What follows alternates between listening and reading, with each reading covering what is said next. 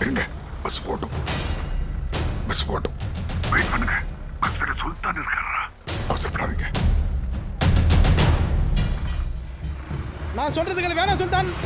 வேணாப்பா. சுல்தான் மார்க்கெட்ல இறங்கிட்டாரு.